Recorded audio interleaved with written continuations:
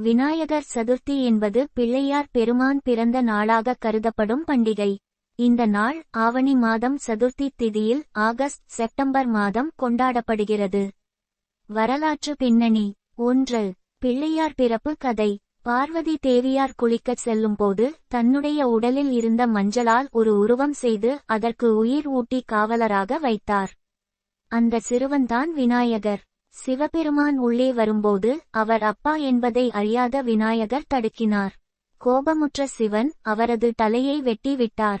பின்னர் பார்வதியின் கோபத்தை அடக்க சிவபெருமான் ஒரு யானையின் தலையை வைத்து விநாயகரை உயிர்ப்பித்தார். அதன் பிறகு உலகின் முதன்மையான விநாயகராக பிள்ளையார் புகழ்பெற்றார். 2. முதல்வனாக வணங்கப்படுதல். சிவபெருமான் விநாயகருக்கு முதலில் வணங்கப்பட வேண்டிய தெய்வம் என்ற வரத்தை அளித்தார். எந்த ஒரு காரியத்தையும் தொடங்கும் முன் பிள்ளையாரை வணங்க வேண்டும் என்ற பழக்கம் அதனால் ஏற்பட்டது. 3. சதுர்த்தி விரதம். கணேசரின் பிறந்த நாள் சுக்கில சதுர்த்தி வளர்பிறை சதுர்த்தி நாளில் வருகிறது. அந்நாளில் மக்கள் நோன்பிருந்து பிள்ளையாரை வழிபட்டு கொழுக்கட்டை, மோதகம் போன்ற இனிப்புகளை சமர்ப்பிக்கிறார்கள். சனியின் பார்வையை தவிர்க்கவும் தடைகள் நீங்கவும் பிள்ளையாரை வழிபடுவதாக நம்பப்படுகிறது. வரலாற்று வளர்ச்சி.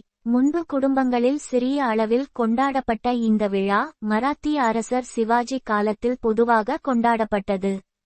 பின்னர் பால கங்காதர் திலகர் சுதந்திர போராட்ட வீரர் 1893 இல் விநாயகர் சதுர்த்தியை மக்கள் ஒன்றுபடும் சமூக விழாவாக மாற்றினார்.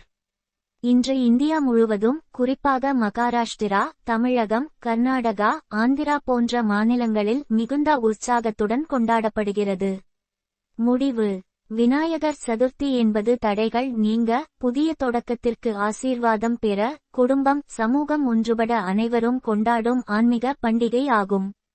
இதுபோன்ற கதைகள் கேட்க நம்ம சேனலை சப்ஸ்கிரைப் பண்ணுங்க. நன்றி.